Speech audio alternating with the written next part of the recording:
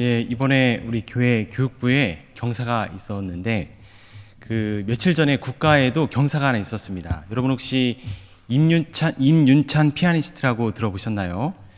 이 반 클라이번 콩쿠르라고 해서 그 전에 세계 3대 콩쿠르가 있습니다. 쇼팽, 퀸 엘리자베스, 또 차이코프스키. 저도 이번에 처음 들어서 알게 되었는데 이 세계 3대 콩쿠르의 버금가는 북미 최고 권위의 콩쿠르인 이 반 클라이번 콩쿠르에서 지난 6월 18일에 결승이 있었는데요. 우리나라의 임윤찬 피아니스트가 그 결승에서 1위를 차지했습니다. 아멘? 예, 별로 시샘하는 건지 그러진 않으실 것 같은데. 근데 거기다가 청중상 그리고 신작 최고 연주상 이렇게 3관왕까지 삭스리 했다고 합니다. 더 특별했던 것은 이 피아니스트가 만 18세입니다. 그러니까 고3이죠. 이 대회 60년 역사상 최연소 우승을 차지했다는 것입니다. 굉장히 뜻깊은 그러한 사건이었는데 제가 영상을 들어보는데 진짜 잘 치더라고요. 그런데 옆에 제 딸을 보면서 순간 그런 생각이 들었습니다. 우리 딸에게는 왜 저런 재능을 안 주셨을까? 이런 서운한, 그러니까 딸에게 타고난 재능이 없다는 그런 서운한 마음이 순간 드는 것이었습니다. 여러분, 우리나라의 위인과 동양이 마찬가지인데 동양의 위인과 서양의 위인의 큰 차이가 있는데 혹시 뭔지 아십니까? 그것은 우리나라에서는 위인이 타고나는 경우가 굉장히 많습니다. 그러니까 어렸을 때 신동이었어요. 근데 그 신동이 커서 위인도 됩니다. 그러니까 위인은 처음부터 남과는 뭔가 특별히 다른 점이 있다는 것이죠. 그런데 반면에 서양에서는 지극히 평범하고 때로는 문제아와 같은 사람이 특별한 기회에 위인이 되는 경우가 많습니다. 그러니까 태어날 때는 태생적으로 굉장히 비참하게 태어납니다. 그런데 특별한 기회에 그러한 잠재력이 폭발하면서 인생의 반전을 이루게 되는 것이죠. 아마도 이 서양과 동양에서 추구하는 교육의 방향이 다르기 때문이 아닐까 하는 생각도 하게 되는데, 그런데 중요한 것은 이 위인을 바라보는 서양의 관점이 우리 사람을 바라보는 성경의 가치관과 굉장히 유사하다는 사실입니다. 우리가 성경을 읽으면서 갖게 되는 질문이 있죠. 그것은 하나님의 약속과 우리의 모습 사이에 큰 간격이 있다는 사실입니다. 하나님이 우리에게 약속을 주십니다. 그 약속은 하나님이 주기 때문에 하나님이 열심히 이루어 가실 것입니다. 그런데 우리의 현실로 돌아와서 보면 내가 너무 초라한 것이죠. 그러니까 하나님은 분명 커다란데 나의 모습은, 그 약속을 이루어가야 하는 나의 모습은 너무 초라한 것입니다. 그러면 그런 생각이 드는 것이죠. 내가 이렇게 부족한데 도대체 하나님께서 그 약속을 어떻게 이루어 가신다고 하시는 것인가? 그러면서 너무 실망스럽습니다. 또 화도 나고요. 불신이 찾아옵니다. 아마 야곱도 동일한 그러한 질문을 했을 것 같습니다. 야곱의 일생을 보면 하나님의 약속은 야곱이 태어나기도 전부터 이미 있었습니다. 어머니 리브가가 임신을 하는데 그것도 하도 임신이 안 돼서 기도해서 임신을 하게 되었습니다. 그런데 태중에 쌍둥이가 있었습니다. 근데 그 둘이 너무 심하게 싸우는 것입니다. 얼마나 심하게 싸웠는지 창세기 25장 22절, 이런 경우에는 내가 어찌할꼬, 도무지 답이 없을 정도로 치열하게 싸운 것입니다. 그런데 하나님께서 들려주십니다. 두 국민이 내 태중에 있구나. 이 족속이 저 족속보다 강하겠고 강한 자가 큰 녀석이 어린 녀석을 섬길 것이다. 이렇게 하나님이 이미 다 말씀해 주셨습니다. 야곱은 어머니의 사랑을 거의 독차지했기 때문에 이 약속의 말씀을 어려서부터 줄곧 들어왔을 것입니다. 들을 때는 그럴 것 같습니다. 뭔가 일이 일어날 것 같아요. 그런데 자신의 모습을 보니까 도저히 그 약속을 이룰 만한 가능성이 없는 것입니다. 그렇다면 하나님의 음성을 내가 잘못 들은 것이 아닌가. 이 족속 저 족속 할 때 이 족속이 사실 에서고 저 족속이 나인 것이 아닌가. 그래서 큰 자가 어린 자를 섬길 것이다. 섬기리라가 아니라 섬김을 받으리라가 아니었을까. 그렇게 합리적인 그리고 양심적인 의심이 들게 되는 것입니다. 자, 그렇다면 하나님께서는 이 간격을, 그러니까 하나님의 약속과 너무나 부족한 야곱의 모습이라는 도저히 좁혀질 것 같지 않은 그 간격을 어떻게 좁혀 가셨을까요? 하나님께서는 야곱의 모습을 바꾸심으로써 그 간격을 좁혀 버리셨습니다. 그러니까 다시 말씀드려서 야곱의 모습을 보면서 너무 부족하니까 야, 이번엔 안 되겠다. 다음 기회에 다른 사람을 통해 그렇게 약속을 철회하신 것이 아니라 야곱의 부족함을 약속을 이룰 만한 모습으로 기어이 바꾸시는 그러한 역사를 이루셨다는 것입니다. 하나님께서 야곱을 다룬 부분은 굉장히 많죠. 그것은 그만큼 우리의 연약함이 굉장히 많다 하는 의미도 되겠는데, 그런데 그 중에서 이 시간에는 한 가지 결핍의 문제에 대해서 초점을 맞추어서 함께 살펴보려고 합니다.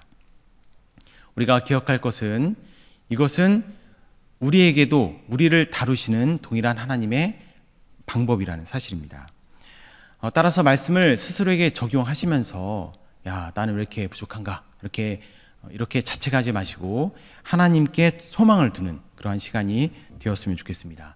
한 목사님이 우리의 연약함에 대해서 실망하지 말고 절망해라 이렇게 말씀하시더라고요. 그러니까 실망 정도로 되겠느냐, 절망 정도는 되어야 한다, 이러한 의미일 텐데 우리는 자신에 대해서 실망을 참 많이 하며 사는 것 같습니다.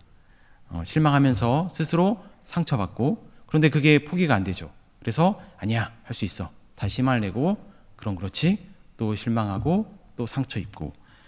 그런데 실망 정도로 되지 않습니다. 우리가 절망해야, 그래야 또 다른 길을 찾아 나서지 않겠습니까? 그것도 그때야 진심으로 찾게 되어 있습니다. 따라서 스스로에게 절망한 만큼 하나님에게서 그 희망을 발견하는, 하나님께 소망을 두는 이 시간이 되기를 바랍니다. 자, 그러면 결핍이 무엇인가? 결핍이란 있어야 할 것이 없거나 부족한 것을 의미합니다. 제가 몇 가지 예를 들 텐데요. 왜 이렇게 예를 많이 드는가 생각하지 마시고 각 예마다 의미가 있습니다. 그 의미에 초점을 맞춰서 들어보시면 좋겠습니다. 대표적으로 영양 결핍이 있죠. 음식을 안 먹어서 에너지가 없는 상태입니다. 그 상태가 지속되면 영양실조에 걸리게 되죠. 그래서 영양 결핍은 영양실조와 거의 동의어로 많이 사용이 됩니다. 그런데 우리가 영양실조의 범위를 이렇게 얘기할 때 보면 중요한 게 있습니다. 영양 결핍뿐만이 아니라 영양 과다도 영양 실조에 해당됩니다. 영양 결핍은 알겠는데 왜 영양 과다가 영양 실조인가? 여러분, 우리 몸을 그릇이라고 한번 해보십시오. 그러면 들어갈 수 있는 양이 정해져 있겠죠. 그런데 우리가 먹고 싶은 것만 먹어서, 우리 아이들이 먹고 싶은 것만 먹어서 다 채우면 공간이 없어지지 않겠습니까? 그렇게 영양 과다가 영양 불균형을 이루게 되고 그것이 결국 영양 실조를 가져오게 된다는 것입니다. 또 애정 결핍, 어려서부터 사랑을 충분히 받지 못하면 애정 결핍에 걸리게 되죠. 그런데 이 충분히라고 하는 것은 따지고 보면 굉장히 주관적인 것입니다. 그러니까 한 아이에게는 충분한데 다른 아이에게는 그걸로 부족한 것이죠. 그렇다면 사랑을 베푸는 입장에서 어떨까요? 적당히가 통하지 않겠죠. 넘치도록, 하지만 과하지 않게 사랑을 베풀어야 합니다. 참 어렵습니다. 따라서 이 말은 결핍은 때때로 내가 다 해결할 수 없다. 그러니까 이 사실을 인정해야 결핍을 근본적으로 다룰 수 있는 것입니다. 그리고 또 하나, 우리가 이 다 소모된 것도 결핍이라고 합니다. 그러니까 이미 썼습니다. 다 썼습니다. 그런데 채우지 않았습니다. 뭐 채우지 않은 것인지 채울 수 없는 것인지 채워지지 않았어요. 그러니까 대표적으로 거식증을 예를 들면 우리가 잘 먹어야 하는데 음식이 먹히지가 않는 것입니다. 거식증은 대표적으로 심리적 요인 때문에 생기는 경우가 많은데요. 우리가 그 원인을 찾아야죠. 원인을 찾아야 해결할 수 있습니다. 정리하면 첫째, 결핍은 자연스러운 것이다. 결핍은 악하거나 부끄러운 것이 아닙니다. 누구나 겪을 수 있고 그래서 누구나 다루어야 하는 자연스러운 것입니다. 둘째, 결핍은 채우면 해결됩니다. 그런데 잘 채워야겠죠. 엉뚱하게 채우면 해결되지 않습니다. 셋째, 그런데 채워지지 않을 때도 있습니다. 그때는 원인을 점검해야 합니다. 원인을 풀리면 그 결핍도 풀리게 되는 것이죠. 마지막 넷째, 그래도 우리 힘으로 안 될 때가 있습니다. 사실 영혼의 결핍은 대부분 그렇습니다. 그래서 내 힘으로 안 된다, 도움이 필요하다 하는 사실을 인정해야 문제가 다뤄집니다. 자, 그러면 어떻게 해결할 것인가? 앞에서 정리한 것들을 함께 살펴보겠는데요. 첫째, 결핍은 자연스러운 것이다. 여러분 혹시 결핍을 느끼고 계신 분들이 있습니까? 그런 분들은 너무 아파하지 않으셨으면 좋겠습니다. 하나님이 아시고 하나님이 위로해 주실 것입니다. 아파한 만큼 하나님이 채우시고 해결해 주실 것이다. 그것을 먼저 믿으시기를 바랍니다. 여러분, 우리 중에 결핍이 없는 사람이 있을까요? 그런 사람은 없습니다. 모두가 결핍을 경험합니다. 그런데 문제는 그 결핍을 직면하지 않는다는 것입니다. 여러분, 야곱의 결핍은 우리가 잘 알듯이 장자가 되지 못하는 것이었죠. 이것은 불가능한 일입니다. 그러면 사람들은 불가능할 것을 볼 때 대부분은 포기하며 살게 되어 있습니다. 그런데 야곱은 포기가 안 되는 것입니다. 포기하고 싶은데 그것이 안 되는 것이죠. 그것이 바로 결핍이 가진 힘입니다. 그래서 팥죽 한 그릇에 장자권을 삽니다. 여러분, 에서가 그 얘기를 들었을 때 얼마나 한심했겠습니까? 장자권이라는 것이 판다고 팔 수 있는 것이 아니죠. 하지만 야곱은 그렇게 해야만 만족함이 있는 것입니다. 물론 그 후에 아무 소용이 없구나, 그것을 바로 직면했겠지만 그렇습니다. 자, 그럼 에서에게는 결핍이 없었을까요? 창세기 26장에 보면 이런 말씀이 있습니다. 에서가 40세에 해쪽 속 부엘의 딸 유딧과 해쪽 속 엘론의 딸 바스맛을 아내로 맞이하였더니 그들이 이삭과 리브가의 마음에 근심이 되었더라. 이 말씀은 에서를 꾸짖는 말씀으로 보입니다. 에서가 부모님의 말씀을 정말 안 들었나 보다, 이렇게 꾸짖는 것처럼 보이는데, 하지만 여러분, 관점을 바꿔서 한번 질문해 보십시오. 에서는 왜 그런 선택을 한 것인가? 여러분, 이스라엘 민족이 가나안 여자와 결혼하지 말아야 하는 이유는 단 하나입니다. 그것은 믿음의 가문을 잇기 위해서입니다. 그런데 그렇다면 이 부모가 믿던 하나님이 왜 에서에게는 안중에도 없었던 것일까? 혹시 에서가 하나님을 믿지 않았던 것이 아니라 부모님을 볼 때 도저히 하나님을 인정할 수 없었던 것은 아니었을까? 또 앞에 25장 27절에 보면 에서는 익숙한 사냥꾼으로 들 사람이 되었습니다. 그런데 이것도 받기 마냥 좋았던 것이 아니라 혹시 집 안이 너무 답답했던 것은 아니었을까? 물론 이것은 에서를 일방적으로 옹호하려고 하는 것은 아닙니다.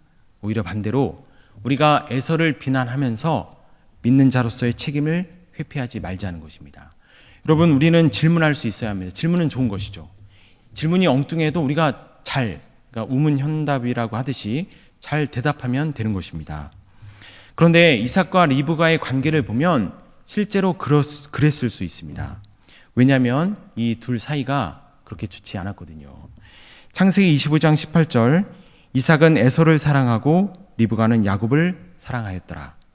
마치 이 편가르기를 하는 것처럼 가정이 이미 둘로 나뉘어져 있습니다. 이것은 이삭과 리브가가 서로에게 체험받지 못한 그 사랑을 자식을 하나씩 껴안고 대리만족을 하고 있는 것이죠. 그래서 에서는 아버지의 사랑을 독차지하고 야곱은 어머니의 사랑을 독차지하고, 말이 독차지지 그 말은 다른 쪽 사랑은 거의 못 받았다는 의미입니다. 자, 그러면 문제를 제가 내드리겠습니다. 여러분, 둘 중에 어느 쪽이 더 갈급했을까요? 아버지 사랑이 더 갈급할까요? 아니면 어머니 사랑이 더 갈급할까요? 무엇일까요? 물론 둘 다 중요하겠죠. 그런데 어머니의 사랑이 훨씬 더 갈급합니다. 왜 그렇게 확신할까요? 제가 연구했습니다. 무엇을 연구했는지는 비밀이고요. 어쨌든 제가 연구해보니까 어머니 사랑이 더 갈급합니다. 곧 에서에게는 엄마의 사랑의 부재라는 결코 채워지지 않는 결핍이 있었던 것입니다. 그런데 더 큰 문제는 에서가 그 결핍을 직면하지 않았다는 것입니다. 왜냐하면 그에게는 능력이 있었기 때문입니다. 그 결핍을 대체할 능력이 충분했습니다. 여러분, 남자 중에 진정한 승리자, 능력자가 누구인지 아십니까? 여자에게도 인기가 많은데 남자에게도 인기가 많은 사람. 에서가 바로 그런 사람이었습니다. 남자다움, 또 넘치는 에너지, 리더십, 그리고 아브라함 가족은 대대로 여자들이 미인이었습니다. 사라, 리브가 다 미인이었죠. 엄마가 미인이면 아들이 미남일 확률이 굉장히 높습니다. 그런 측면에서 우리 인생이 잘 나가는 것이 때로는 우리를 은혜로부터 멀게 할 수 있다는 것을 우리가 기억하면 좋겠습니다. 우리가 인생에서 다 잘 되는 것이 축복이 아닙니다. 때로는 적절히 실패하고 적절히 넘어져야 우리 영혼에는 훨씬 유익하죠. 여러분, 자녀도 완벽하게 키우려고 하지 마십시오. 적절하게 좌절을 경험해야 합니다. 그래야 아이가 잘 키울 수 있습니다. 그러니까 나도 못하는 게 있구나, 나도 틀릴 수 있구나, 아니 틀려도 괜찮구나 하는 것을 가르쳐야 합니다. 우리가 내가 연약한 피조물인 것을 인정해야 창조주 하나님을 찾아갈 수 있는 것입니다. 반면 야곱은 자신의 결핍을 보다 일찍 직면했습니다. 사실은 너무 부족했던 것이죠.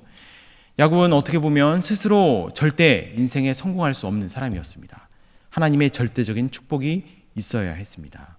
그런데 여기서 중요한 것은 내 힘으로 안 되는구나 하는 것을 인정하는 것이, 나는 안 되는구나 하는 것을 인정하는 것이, 그것이 바로 내 결핍을 직면하는 것이라는 사실입니다. 여러분, 기억하십시오. 결핍을 직면해야 합니다. 내 힘으로 안 되는 것을 인정해야 하나님이 일하기 시작하십니다. 내 힘으로 안 돼야 그것이 은혜임을 기억하시기 바랍니다. 저도 이렇게 실패하면서 더 하나님을 의지하게 되는 것 같습니다. 첫째, 결핍을 직면해야 한다. 기억하시면 좋겠습니다. 둘째, 결핍은 채우면 해결된다. 그런데 제대로 채워야 한다. 앞에서 야곱이 자신의 결핍을 직면했다고 말씀드렸죠. 그래서 하나님을 찾았습니다. 그런데 사실 야곱도 제대로 채웠던 것은 아니었습니다. 에서는 자신의 결핍을 세상의 것으로 채우려고 했다면 야곱은 똑같은 것을 하나님의 것으로 채우려고 했습니다. 그것이 왜 문제가 될까요? 왜냐하면 둘의 본질이 똑같기 때문입니다. 둘의 차이는 무엇으로 채우려 했느냐? 그 차이일 뿐입니다. 목적은 똑같이 내 결핍, 내 성공, 결국 자기 자신이었습니다. 우리가 하나님의 능력으로 나아가자, 이 말이 굉장히 신앙적으로 들리지만 그것이 하나님의 능력을 이용하는 것이 될 때가 있습니다. 먼저 방법이 선하지 않으면 이용이 됩니다. 야곱은 하나님의 복을 얻기 위해서 남을 속였습니다. 또 목적이 선하지 않으면 이용이 됩니다. 야곱은 장자로 헌신하기 위해서가 아니라 장자가 가진 복이 탐이 나서 장자를 갈망했습니다. 결핍은 제대로 채우는 것이 중요합니다. 우리 영혼의 결핍은 하나님이 가진 그 무엇이 아니라 하나님으로 채워야 합니다. 그래야 그 문제가 해결되는 것이죠. 자, 그러면 무엇을 어떻게 하는 것이 하나님으로 채우는 것일까요? 그것은 하나님과의 친밀함을 의미합니다. 자, 따라해 보겠습니다. 분위기가 너무 좀 굳은 것 같아서 좀 마음을 여시고, 자, 따라해 보겠습니다. 하나님과의 친밀함, 그것을 의미합니다. 여러분, 하나님과의 관계를 어떻게 설명할 수 있을까요? 제가 고민을 참 많이 해봤는데, 그 사랑하는 사람과의 관계에 대입해서 살피는 것처럼 하나님과의 우리와의 관계를 가장 잘 설명해 주는 것은 없는 것 같습니다. 여러분이 누군가와 사랑에 빠졌다고 생각해 보십시오. 그렇다고 외관 그 누군가를 생각하시면 안 됩니다. 지금의 배우자를 생각해 보십시오. 아니면 내 자녀, 내 부모님을 생각해 보십시오. 그와 처음으로 사랑에 빠졌을 때를 상상해 보십시오. 만약 부모님이라면 부모님의 사랑을 뼈저리게 느꼈던 처음 그 순간을 상상해 보는 것입니다. 자, 그렇다면 지금 여러분에게는 무엇이 가장 소중합니까? 바로 그 사람이 가장 소중합니다. 언제 가장 행복할까요? 그 사람을 만나는 그 순간이 가장 행복합니다. 여러분은 지금 무엇을 하겠습니까? 그 사람이 원하는 것을 할 것입니다. 또 그 일을 왜 하는 것입니까? 사랑하기 때문에 하는 것이죠. 하는 것이 아니라 사랑하기 때문에 하게 되는 것입니다. 여러분, 사랑하면 하게 되어 있습니다. 그 말은 바꿔 말하면 왜 하지 않는가? 왜 시켜야 그제야 억지로 하게 되는가? 사랑하지 않기 때문이죠. 사랑을 한 적이 없거나 아니면 사랑이 식었기 때문입니다. 하나님을 사랑한 적이 솔직히 나에게 없거나 아니면 하나님에 대한 사랑이 식었기 때문입니다. 여러분, 우리의 신앙을 하나님께 무엇인가를 얻어내는 것으로 변질시키지 마십시오. 제가 조금 심한 얘기인데, 여러분이 사랑하는 그 사람이 사실은 그 사람에게서 무엇인가 얻어낼 것이 있기 때문에 지금까지 붙어 계시는 것입니까? 절대 그렇지 않겠죠.